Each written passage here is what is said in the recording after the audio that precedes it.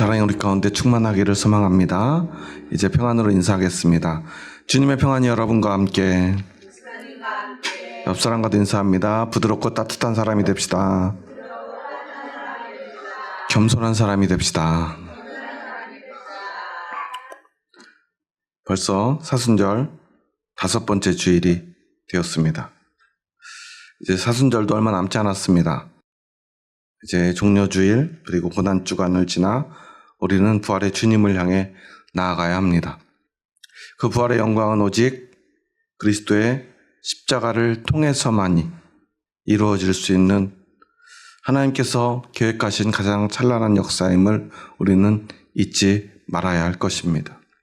여러분은 그 부활의 소망을, 영원한 생명의 소망을 믿으십니까? 그렇다면 오늘 우리는 오직 하나님께로 나아가야 할 것입니다. 오늘 본문은 우리에게 이렇게 말합니다. 육신의 생각은 사망이요 영의 생각은 생명과 평안이니라. 여러분의 생각은 어디에 있습니까? 사망입니까? 생명과 평안입니까? 여러분은 오늘 무엇을 위해 열심히 달려가죠? 우리는 살기 위해, 조금이라도 더 살기 위해 최선을 다해 오늘도 열심히 땀 흘립니다. 그런데 과연 내가 달려가고 있는 이 길이 생명의 길인지 아니면 죽음의 길인지 우리는 다시 한번 우리의 모습을 돌아봐야 될 것입니다.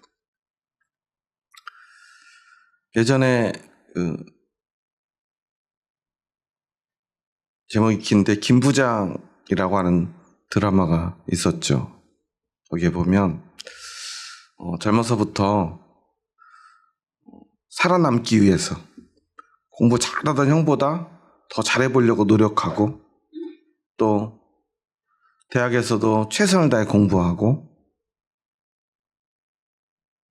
회사에 들어갈 때도 어떻게든 합격하려고 온갖 거짓말이라도 다 해서라도 나는 이 회사를 위해서, 오직 이 회사만을 위해서 살아온 사람처럼 이야기하고 또 회사에 들어가서는 가족도 뒤로 한 채 오직 회사를 위해서만 자신의 온몸을 갈아 넣었는데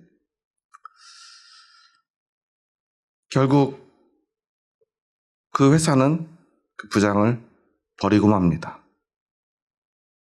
회사에 잘리고 이제 어떻게든 살아보려고 애쓰다가 그 모든 것마저 다 실패하고 그리고는 어느 날 길에서 바닥에 주저앉고 말아요. 공황장애가 찾아와요. 숨을 쉴 수 없어서 죽을 것 같아서.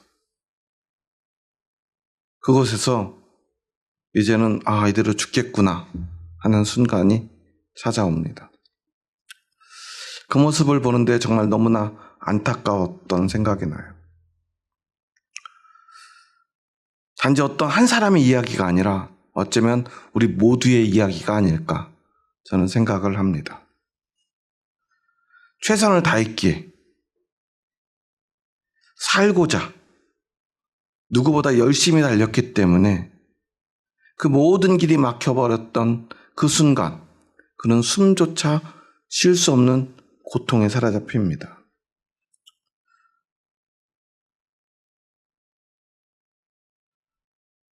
어쩌면 그 모습이 오늘 우리의 모습일지도 모릅니다. 세상은 우리에게 살려면 더 노력해. 더 열심히 살아야 돼. 남들도 다 하는 거야.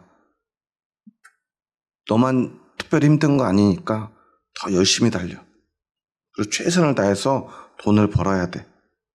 돈이 있어야 살 수 있어. 그런데 그렇게 세상이 우리에게 주는 그 생각을 성경은 육신의 생각이라고 말합니다. 그 끝은 무엇이라고 말합니까? 사망이라고 말합니다.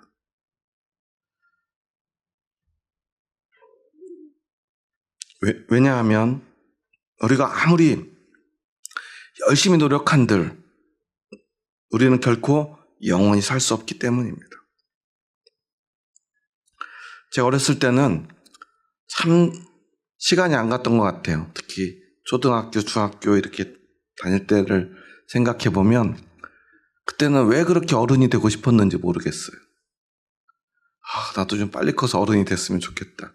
그런데 어렸을 때 시간이 빨리 가던가요? 요즘처럼 초등학교 때 시간이 갔으면 얼마나 좋았을까? 그런 생각이 들어요. 요즘은요, 한 1년이 한 일주일처럼 지나가는 것 같아요. 그런데 어렸을 때는 참 한 학년 한 학년 올라가는 게 그렇게 길게 느껴졌던 것 같아요. 사실 생각해보면 요즘 초등학생들하고 다르게 저희가 초등학교 때 사실 초등학교는 아니죠. 네, 국민학교를 다녔어요. 여기 대부분 국민학교 아니신가요? 초등학교신 분도 계시는지 모르겠는데 우리 청년들이야 당연히 초등학교였을 거고. 국민학교를 다닐 때는요, 진짜 학교는 공부는 별로 중요하지 않았어요. 그냥 학교 끝나고 노는 시간만을 위해서 학교를 갔던 것 같아요. 끝나면요, 누구 하나 뭐 요즘 아이들처럼 학원에 가거나 아니면 집에 가서 숙제하는 애들은 물론 있었죠. 그때도. 지금처럼 왕따가 뭐 많거나 그런 때는 아니었지만 그런 친구들은 친구가 별로 없었어요. 그 외에는 전부 운동장에서 해가 지도록 놀았던 것 같아요. 놀다 언제 집에 들어가죠? 엄마들이 누구야 밥 먹어라 그래야지 집에 가던 시절이에요. 그렇게 매일 노는데도 왜 이렇게 시간이 안 가는지 몰랐어요. 그렇게 놀고 또 놀았던 시간들. 그때는 시간이 빨리 갔으면 하는데 20대가 되고 30대, 40대, 50대 중반에 이르니까요. 그때보다는 최소한 5배는 시간이 빨리 가는 것 같습니다. 그리고 점점 그것을 느낍니다. 이렇게 흘러가는 시간을 우리가 아무리 노력한들 막을 수가 없구나. 벌써 2026년입니다. 어제는 이상하게 주일 앞두고는 평소보다 잠이 원래도 잘 안 오는데 주일 앞두면 더 잠이 안 오는데다 어제는 그제부터 몸이 안 좋아가지고 낮에 좀 잤더니 밤에 더 잠이 안 오더라고요. 그래서 밤에 이런저런 생각을 하다가 문득 벌써 26년이 되었구나 그런 생각을 하면서 벌써 제 아내가 떠난 지도 횟수로 4년이고 만으로도 벌써 3년을 꽉 채워가고 있어요. 그런데 그러다가 이제 핸드폰에서 이렇게 옛날 사진을 꺼내보는데요. 문득 그런 생각이 들더라고요. 아직도 내 마음에는 3년이 아니라 어제와 같다는 생각이었어요. 3년이라면 참 긴 시간 아닙니까? 그런데 저에게는 여전히 어제 일어난 일 같아요. 여전히 생각이 나면 슬프고요. 그 마음이 조금은 가벼워지지 않았나. 이제 이렇게 좀 가벼워지겠지. 아무리 생각을 해도요. 단 1g도 가벼워지지 않는 것 같아요. 그러면서 문득 생각이 들었습니다. 제 아내하고 함께 제가 목회를 하면서 거쳐왔던 시간들을 생각해 보니까요. 물론 즐겁고 행복했던 시간들도 많았는데 참 힘든 시간들이었던 것 같아요. 제가 처음 교육전도사를 했던 곳은 저기 전북 고창인데요. 고창 아시나요? 잘 모르시죠? 워낙 시골이라.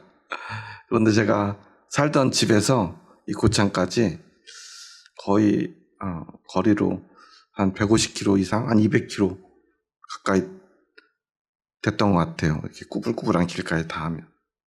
근데 그때는 뭐 내비게이션도 별로 없던 때인데 도로도 잘 안 놓여 있어가지고.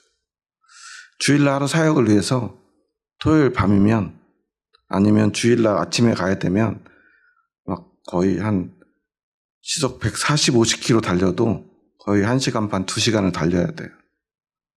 그런데 그렇게 멀리까지 사역을 다녀요. 그런데 제가 그때 봤던 사례비가 40만 원인가 그랬던 것 같아요. 그러면 요즘 기름값으로 하면 아마 일주일 기름값, 한 달 기름값도 안 됐던 것 같아요. 그런데 교회에 무슨 일 있으면 수요일에도 가고요. 뭐 금요일에도 가고요. 어떤 날은 뭐 금요일 저녁에 가가지고 주일까지 거기서 일을 하다가 주일 예배 드리고 오후 뭐 사역하고 저녁 때 되고 집에 오면 밤 12시가 다 돼서 돌아와요. 저희 딸이 아주 어렸을 때인데요.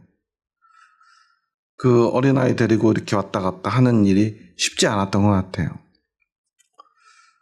그리고 이제 풀타임으로 전임 사역을 할 때를 생각해 보면 저는 가급적이면 제 고향 가까운 곳에 사역을 하고 싶었는데 이상하게도 제가 일할 수 있는 곳이 안 나와서 전혀 연고도 없는 춘천까지 달려갑니다.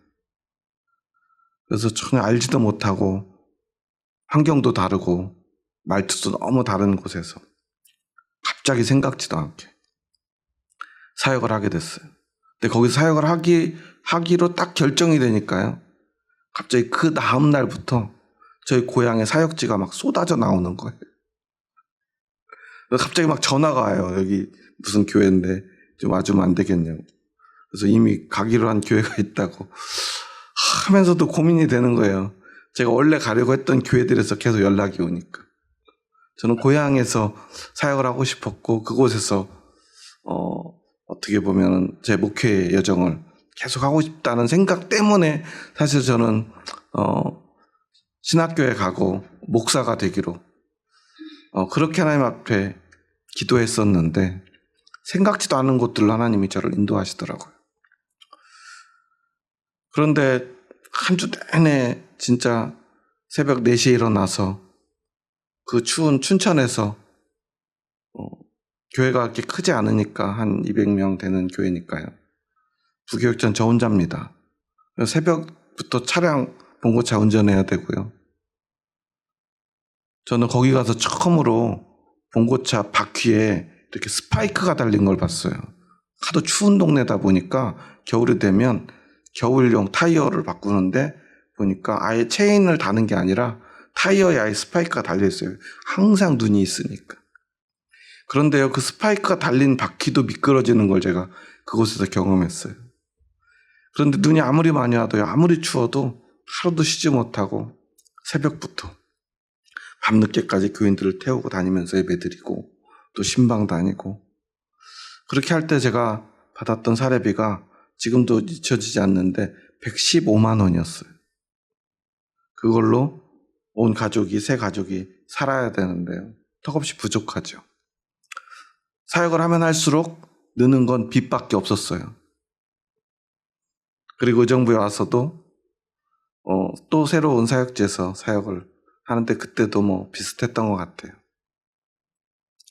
그렇게 살아가면서 늘 고민이 이렇게 하다가 우리 말년에 돈이 없어가지고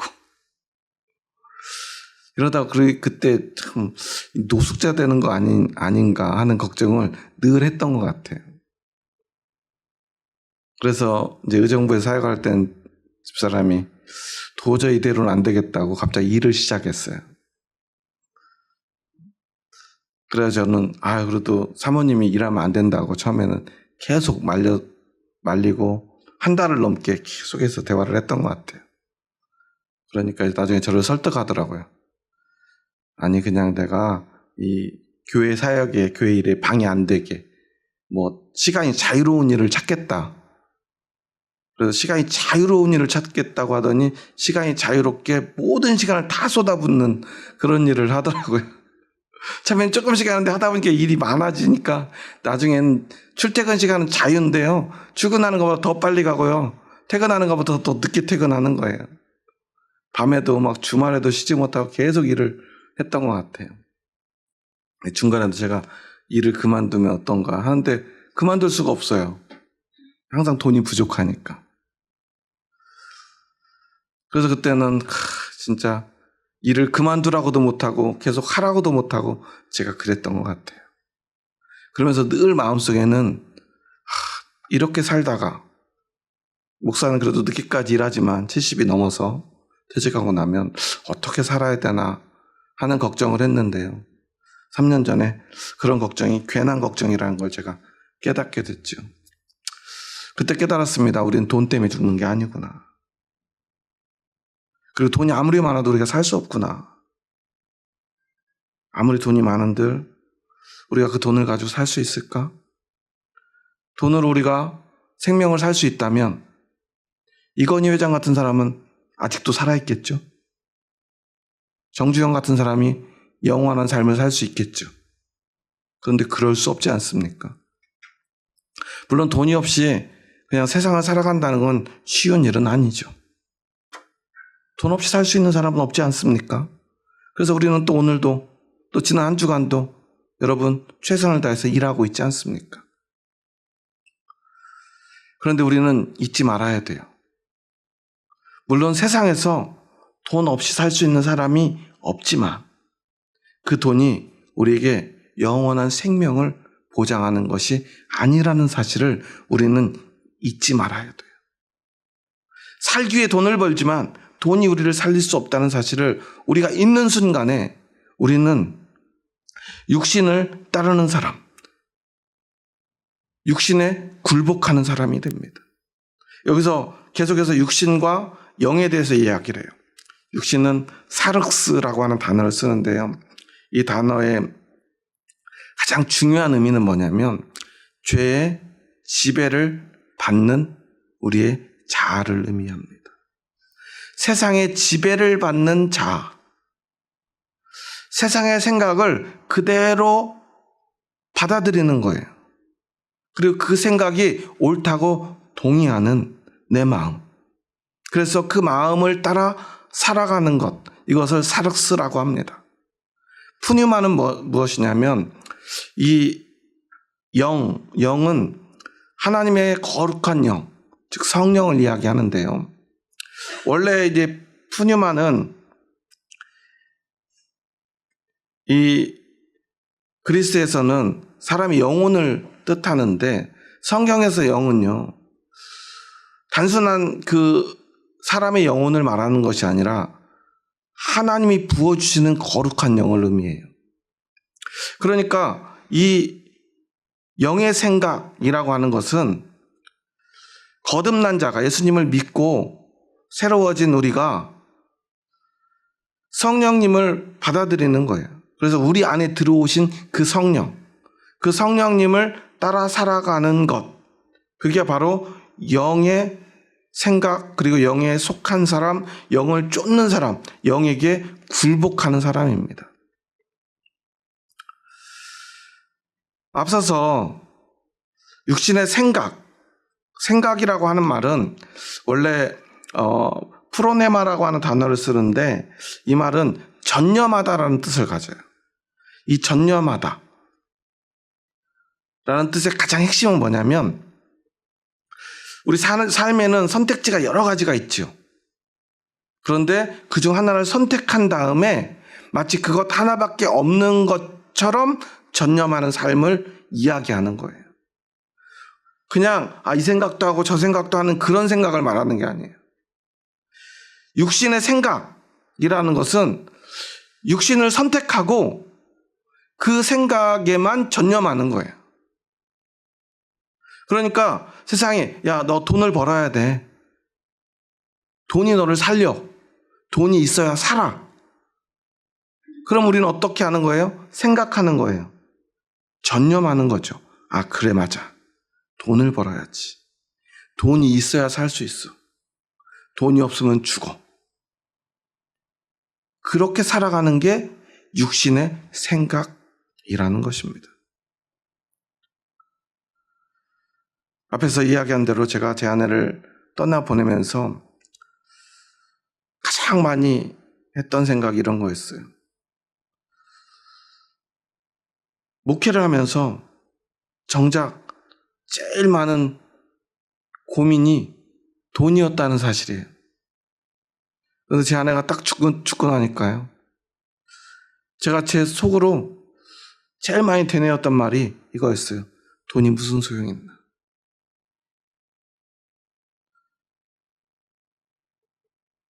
목회를 하다 보면 항상 돈이 부족하죠.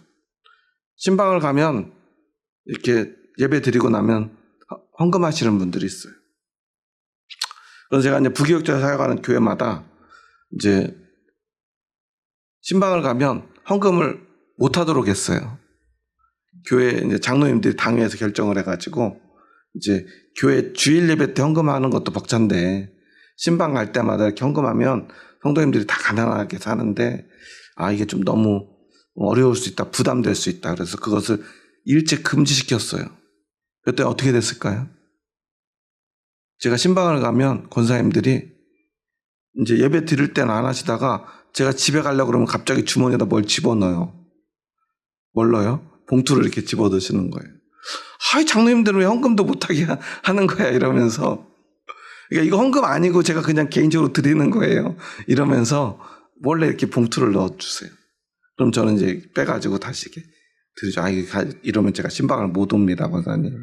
집사님, 제가 이러면 신방을 못 오니까 하지 마시라고. 그런데 늘 돈이 부족할 때 그 봉투를 돌려주는 제 마음이 어땠을까요? 쉽지 않았어요. 그런데 정말 너무 힘들 때는 고민이 되죠. 좀 받을까? 그런 생각이 들 수밖에 없어요. 그리고 왜 이렇게까지 할까? 그런 생각을 했죠. 그런데 그토록 아쉬웠던 봉투들이 제 아내가 죽고 나니까 장례식장에서 많은 사람들이 와서 봉투를 해요. 물론 덕분에 장례를 잘 치를 수 있었죠. 장례비도 부족하지 않았고요. 그런데 저도 모르게 계속 되뇌입니다. 참 돈이 무슨 소용인가. 물론 지금 제가 돈 없이 살 수 있습니까? 그럴 수 없죠. 그럼에도 불구하고 우리는 잊지 말아야 되는구나. 돈이 나를 살릴 수 없다는 사실을. 제 아내가 병원에 쓰러져 있는데요. 담당 의사를 딱 한 번 봤어요. 찾아도 안 와요. 왜냐하면 자기들이 어떻게 할 수 없으니까 나를 보면 계속 제가 살려달라고 하니까, 수술이든 뭐든 좋으니까 제발 살려만 달라고 자꾸 하니까요. 저를 피해요. 어쩔 수 없습니다. 수술할 수 없습니다. 해볼 수 있는 게 아무것도 없습니다. 그 얘기뿐이에요. 돈은 얼마가 들어도 괜찮으니까 제발 잠깐이라도 좀 살려달라. 그런데 그럴 수 없대요. 그때 깨달았죠. 돈으로 생명을 살 수 없다는 사실을 말했죠. 그런데 이상하게도 우리는 그런 순간이 올 때까지 그것을 마치 모르는 사람처럼 살고 있어요. 생명은 돈에 있지 않다는 것을 사실 우리는 모두 알고 있습니다. 여러분, 그렇지 않습니까? 돈으로 생명을 살릴 수 있습니까? 물론 때로 돈이 없어서 살리지 못하는 생명도 있어요. 하지만 그렇다고 그 돈이 우리에게 영원한 생명을 가져다 줄 수는 없어요. 반드시 언젠가 그 생명이 끝나는 날, 사망의 때가 찾아옵니다. 그때야 비로소 우리는 인정하는 것뿐이에요. 육신을 따라 사는 것, 세상의 생각대로 그것에 전념하며 사는 것은 이렇게 죽음으로 끝날 수밖에 없구나. 그런데 그때 우리는 이런 생각을 합니다. 그래도 어쩔 수 없잖아. 세상에서 살아야 하니까. 그래서요, 오늘 성경은 이러한 단어를 사용합니다. 우리 한번 7절 말씀 함께 읽습니다. 육신의 생각은 하나님과 원수가 되나니 이는 하나님의 법에 굴복하지 아니할 뿐 아니라 할 수도 없음이라. 굴복하다. 휴포타스타이라는 단어인데요. 이 굴복하다라는 단어는 전쟁 용어, 군대 용어예요. 여기서 굴복은 이제 나를 지휘하는 지휘관에게 철저하게 복종한다라는 뜻의 군사용어죠. 명령에 대한 철저한 복종, 그것을 굴복이라는 단어로 쓰는데, 우리가 굴복이라고 하면 능동적입니까? 수동적입니까? 수동적이라고 느끼죠. 그런데 사실 이 단어의 의미는 수동적인 의미가 아니에요. 명령에 복종하는데, 여기서는 물론 굴복이라고 해석을 해놓았지만 이 단어의 원뜻은요, 내가 이 전쟁에서 승리하기 위해서, 아니면 이 전쟁터에서 살아남기 위해서 명령에 불복종하면 죽으니까 살기 위해서 우리가 아주 능동적으로 그 명령에 복종하는 상태를 이야기하는 거예요. 그러니까 육신의 생각에 굴복한다는 것은, 세상의 원칙에 굴복한다는 것은 어떤 의미예요? 많은 사람들이 이렇게 얘기하죠. 아, 나 회사 때려칠까? 그럼 주변에서 뭐라 그래요? 야, 회사는 전쟁터, 회사 많이 힘들지? 야, 밖에 나오면 전쟁이야.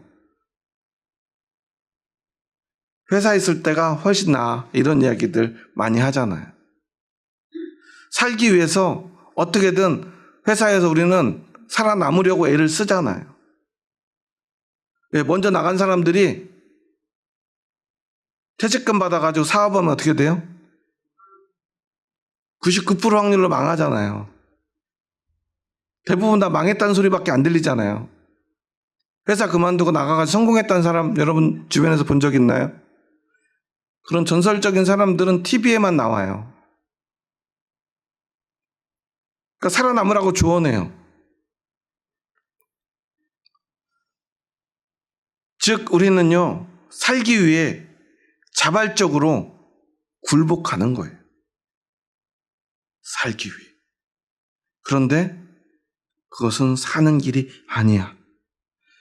그것은 오히려 육신의 그 생각, 육신의 굴복은, 육신에게 굴복하는 것은 하나님과 원수가 되게 만들어. 그래서 이제는 더 이상 하나님께는 굴복할 수 없는 사람이 되는 거야 라고 우리에게 가르쳐줘요. 육신에 굴복하는 사람은 결코 하나님께 복종할 수 없다. 순종할 수 없다. 영의 생각대로 살아야 우리가 생명과 평안을 얻는데, 우리는 살 수 없다는 거예요. 세상에 굴복하는 순간. 제가 태백산맥을 군대에 있을 때 읽었는데, 그때는 태백산맥이 그 군대에서는 읽으면 안 되는 책이었어요. 그래서 저희 침상 밑에다 숨겨놓고 책을 읽었었는데요. 그때는 왜 그런 책, 소설책도 못 읽겠는지 모르겠어요. 요즘도 그러는지 모르겠는데 요즘은 안 그랬던 것 같아요. 태백산맥에 보면 그 배경이 전라남도 벌교 보성 이쪽 지역에 6.25 전쟁을 배경으로 하는 당시의 시대상을 그려놓은 소설인데요. 빨치산이 우리가 인민군이라고 하나요? 하여튼 그때 남은 빨치산들이 동네에 내려오면요, 사람들이 살기 위해서 막 시키는 일을 막 열심히 합니다. 그래야 사니까. 자기들 말 안 들으면 막 죽이니까요. 그래가지고 겨우 살았다 하는데 국군이 와서 빨치산이 다 물러가요. 그럼 사람들이 어떤 마음이 들어요? 휴, 살았다. 그런데 그때부터 어떤 일이 벌어지죠? 빨치산에 협조했던 사람들을 국군이 죽이기 시작을 해요.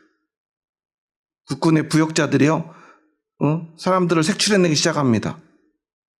빨치산에 인민군에 협조했던 사람, 저 사람 협조했어. 그럼 반역자로 사람들을 죽이기 시작해요. 그래서 살려고 어떻게 해요? 또 국군에 최선을 다해서 막 부역을 해요. 노력을 해요. 살려달라고 그래요. 그리고 열심히 막 일을 합니다. 그런데 얼마 지나지 않아서 또 국군이 도망가고 빨치산이 또 마을에 내려와요. 어떤 일이 벌어져요? 또 국군에 협조한 사람들을 빨치산이 죽이기 시작해요.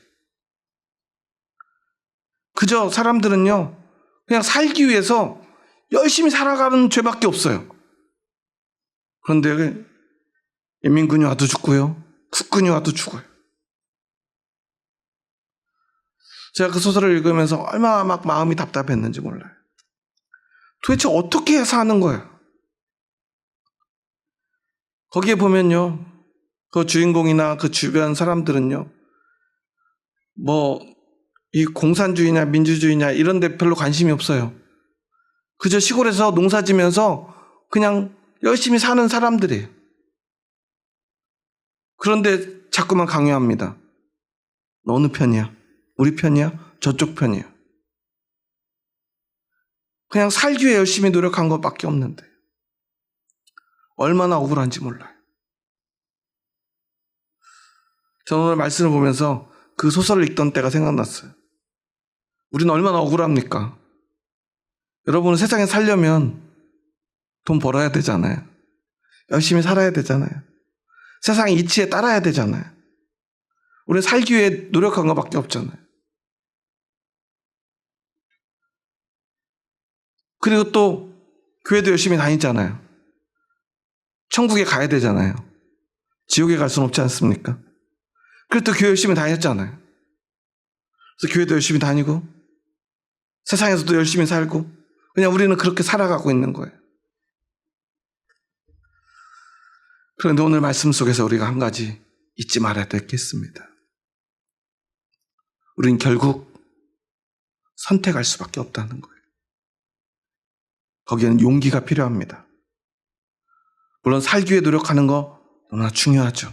누구도 비난할 수 없어요. 하지만 결국 우리는 누군가에게 반드시 굴복하고 선택하고 생각하고 결정해야 된다는 사실이에요. 오늘 제가 말씀을 묵상하면서 제목을 평안의 비결이라고 정한 이유는요. 평안, 성경에는 에이레네라고 하는 단어를 써요. 이 단어의 뜻은요, 단지 분쟁이 없고 충돌이 없는 더 이상 전쟁이 일어나지 않는 소강 상태를 이야기하는 게 아니에요. 지금 이란과 미국, 이스라엘이 전쟁을 하고 있죠. 배가 지나가는 그 해협이 뭐죠? 네, 여러분이 호르무즈 해협을 왜 알고 있어야 됩니까? 우리 그냥 주유소 가서 기름 넣으면 되는 사람들인데 대한민국 모든 사람들이요 호르무즈 해협을 알게 되었어요. 여러분 거기 가보셨나요? 안 가봤죠. 굉장히 좁대요. 이란에서 아랍에미레이트가 이렇게 거의 건너다 보일 정도로 가깝대요. 그러다 보니까요 그 드론 공격이나 미사일 공격을요 피할 방법이 없대요. 몇 킬로밖에 안 돼. 마치 강처럼 좁은 해협이래요. 그러니까 그 전쟁통에요 우리나라에 와야 될 유조선들이 올 수가 없어요. 그런데요 이란이요 살아남으려고 야 미국한테 협조 안 한다고 하기만 하면 내가 통과시켜줄게. 그러니까 몇몇 나라들이 그럼 우리 협조 안 할래. 그러니까 통과시켜주니까 다른 나라들이 지금 눈치 싸움하고 있어요. 우리도 미국한테 협조 안 한다고 그럴까? 그러다 전쟁 끝나면 또 이렇게 힘들어질 텐데. 그래서 이러지도 못하고 저러지도 못하고 거기에 묶여가지고 발만 동동 구르고 있어요. 무엇만을 지금 바라고 있죠?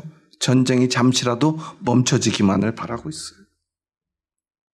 그런데 에이레는요 이처럼 전쟁이 잠깐 멈추는 것을 이야기하는 게 아니라요.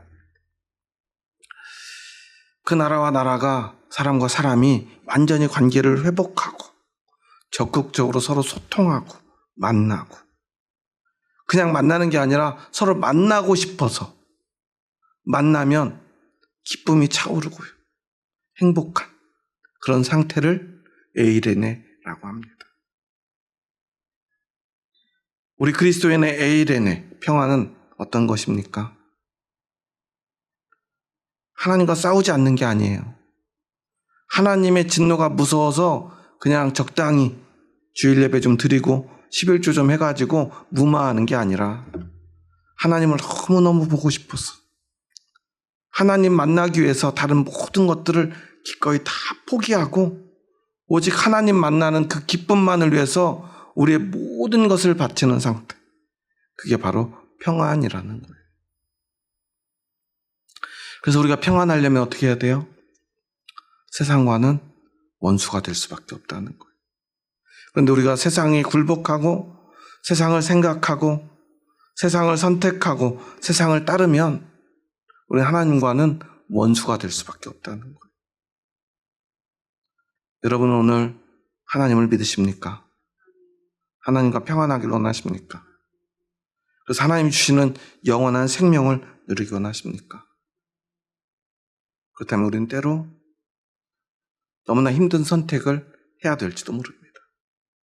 여러분이 정말 살고자 한다면 말입니다. 그래서 8절에서 이렇게 말해요. 육신에 있는 자들은 하나님을 기쁘시게 할 수 없느니라. 즉 우리는 평안을 누려야 되는데 그 평안은 하나님을 기쁘게 하는 거예요. 하나님만 기쁩니까? 사실 우리도 진짜 기쁨을 누리는 거예요. 저는 제 아내를 떠나보내고 나서 어쩌면 진짜 비로소 하나님을 믿는, 하나님과 평안을 누리는 이 축복이 무엇인가를 비로소 깨달은 것 같아요. 그 전까지 이 모든 것들은요, 어쩌면 이상적인 것이었고 지식적인 것이었어요. 왜냐하면 저는 천국에 대해서 단 1%도 의심하지 않았거든요. 그런데 의심하지 않았을 뿐이에요. 실제가 되지 못했어요. 근데 제 아내를 떠나보내고 나니까요, 하나님의 나라가 없다면 그것을 상상할 수가 없는 거예요. 그럼 이 죽음이요, 너무나 고통스러워요. 너무나 불행해요. 그동안 살았던 그 모든 시간이 부정당해요. 사람들이 왜 배우자가 죽고 나서 따라간다 이런 얘기를 왜 할까?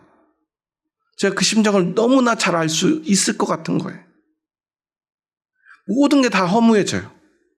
그런데 하나님의 나라가 있다면, 우리 안에 그 믿음이 있고 영원한 생명이 있다는 그 믿음이 우리 안에 있다면 아무것도 무의미해지지 않아요.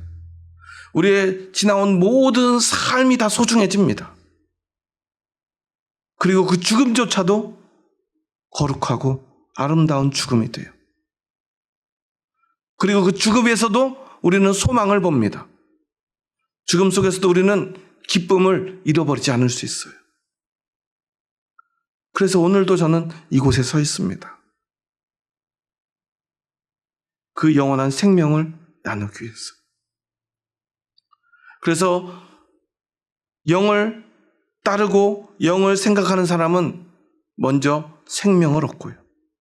생명을 믿고 가진 사람만이 진짜 평안을 누릴 수 있는 것입니다. 그리고 이제 그리스도에 대해서 이야기합니다. 우리 한번 9절 말씀 함께 읽습니다. 만일 너희 속에 하나님의 영이 거하시면 너희가 육신에 있지 아니하고 영에 있나니 누구든지 그리스도의 영이 없으면 그리스도의 사람이 아니라. 우리가 예수님을 믿는다는 것은요, 그리스도의 영이 나와 함께하는 거예요. 그리스도의 영은 바로 하나님의 거룩한 영, 성령님이십니다. 그 영이 내 안에 있고요, 내 안에 그리스도의 영이 계시다는 것은 나는 세상을 따르는 사람, 세상을 생각하고 세상에 굴복하는 사람이 아니라 하나님의 영을 생각하고 영을 따르며 하나님의 영에만 굴복하는 사람이라는 증거예요. 그리고 10절과 11절에서 우리에게 너무나 중요한 말씀을 우리에게 주십니다. 함께 읽습니다. 또 그리스도께서 너희 안에 계시면 몸은 죄로 말미암아 죽은 것이나 영은 의로 말미암아 살아있는 것이니라. 예수를 죽은 자 가운데서 살리신 이의 영이 너희 안에 거하시면 그리스도 예수를 죽은 자 가운데서 살리신 이가 너희 안에 거하시는 그의 영으로 말미암아 너희 죽을 몸도 살리시리라. 그리스도께서 너희 안에 계시면 몸은 어떻게 돼요? 죄로 말미암아 죽은 것이나, 우리가 세상을 따르고요, 육신을 따르면 죄로 말미암아, 그 육신은 어떤 육신입니까? 인간의 육신, 사륵스는요, 죄의 지배를 받는 몸이에요. 죄의 지배에 굴복하는 몸이에요. 그래서 그 자체로 우리는 이미 죽은 것입니다. 살아있지만 죽음으로 가요. 그 결말을 우리는 너무나 잘 알고 있죠. 여러분 스스로가 영원히 살 것을 믿습니까?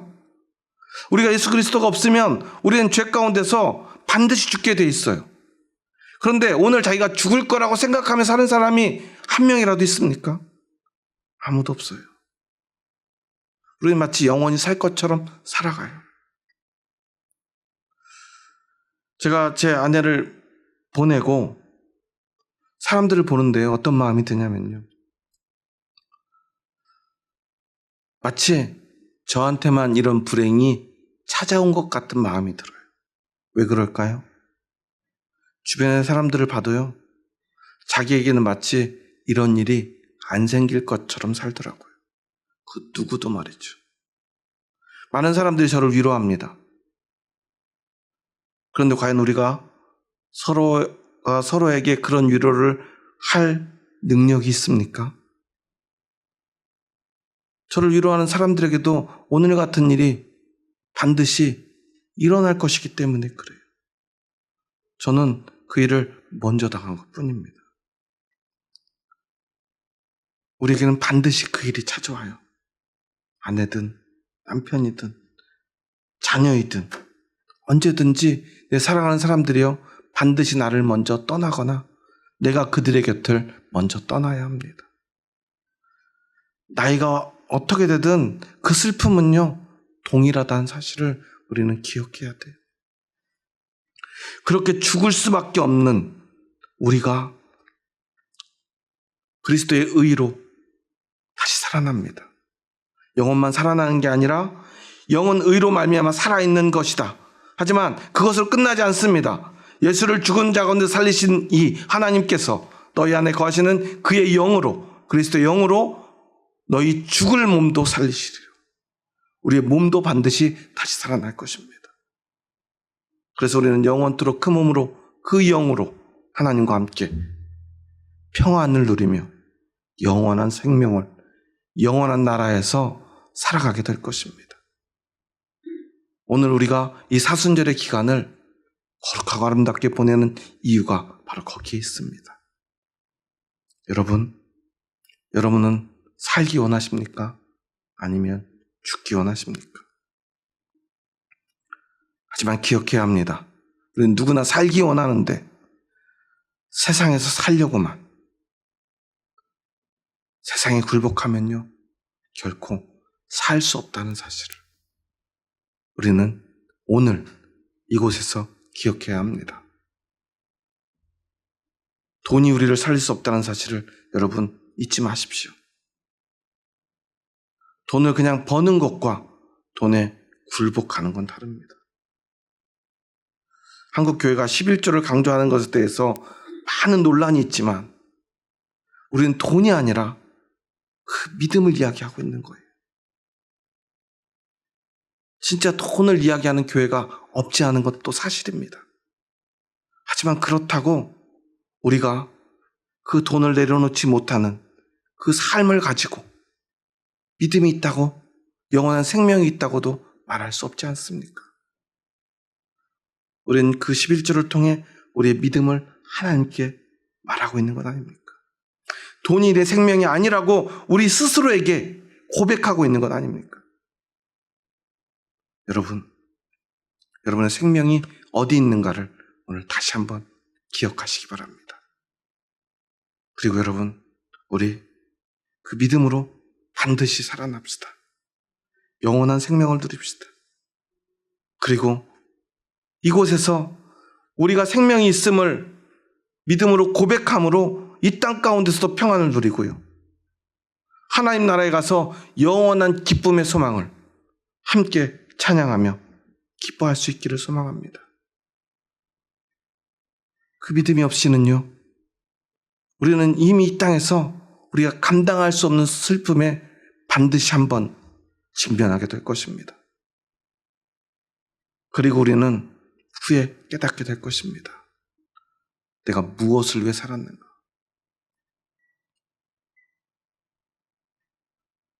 하지만 하나님께 굴복하는 사람들, 하나님만 생각하는 사람들, 영의 생각에 사로잡혀 육신의 생각을 내려놓은 사람들은 영원한 생명과 평안이 이제로부터 영원토록 함께할 줄 믿습니다. 우리가 반드시 그 평안을 누리는 사람들 되었으면 합니다. 그 평안을 위해서 우리가 함께 이렇게 고백하며 인사하고 오늘 말씀을 마쳤으면 좋겠습니다. 옆 사람 보면서 한번 이렇게 고백해 볼까요? 세상에 굴복하는 사람이 되지 맙시다. 돈에 굴복하지 맙시다. 주님께 굴복합시다. 주님 안에 영원한 생명이 있습니다. 주님 안에 영원한 평안이 있습니다. 그리고 우리 안에는 그 평안으로 함께 할 수 있는 능력이 있습니다. 여러분, 교회 와서 형제 자매들 볼 때 그 평안과 생명을 서로 볼 수 있었으면 좋겠습니다. 확인할 수 있었으면 좋겠습니다. 오늘 예배 끝나고 식사 후에 또 우리 부활절 찬양 오늘도 연습하시죠? 네. 좀 힘드시겠지만 그 시간이 여러분 안에 그 평안과 생명을 확인하는 기쁨의 시간이 되었으면 좋겠습니다. 그 기쁨을 함께 나눌 형제 자매들과 사랑한다고 함께 고백합니다. 주의 사랑으로 사랑합니다. 주의 사랑으로 사랑합니다. 기도하시겠습니다. 하나님 감사합니다. 저희 부족하고 연약한 자들 사랑하셔서 저희들을 참 생명과 참 평안으로 인도하여 주시니 감사합니다. 우리는 육신을 좇아 육신을 생각하며 육신에 굴복하며 그렇게 살기 위해 몸부림칠 수밖에 없는 존재임을 고백합니다. 하지만 그렇게 육신을 쫓다가 우리는 결국 사망의 늪에 빠질 수밖에 없는 연약한 존재임을 다시 한번 고백합니다. 죽음으로 달려가던 저희들을 멈춰 세우시고 예수 그리스도의 피로 저희들을 구원하여 주시니 감사합니다. 이 시간 오직 그 믿음으로 살기 원합니다. 영원한 생명이 그 믿음 안에 있음을 기억하며 하나님만을 생각하고 하나님만 따르며 하나님께만 굴복하기 원합니다. 그때 우리에게 참 생명과 참 평안이 찾아옴을 기억하게 하여 주시옵소서. 돈이 우리를 두렵게 할 때 그곳에 멈춰서서 돌이킬 수 있는 용기를 우리에게 주시옵소서. 그래서 돈에 사로잡혀 돈을 위해 그렇게 살다 끝나버린 인생 되지 않게 하시고 영원한 생명의 소망 가운데로 담대히 나아갈 수 있는 저희들이 되게 하여 주시옵소서. 그래서 어느 날 우리의 삶이 끝나야 하는 그 순간 후회 없이 하나님 품으로 달려갈 수 있는 저희들 되게 하여 주시옵소서. 예수님의 이름으로 기도합니다. 아멘.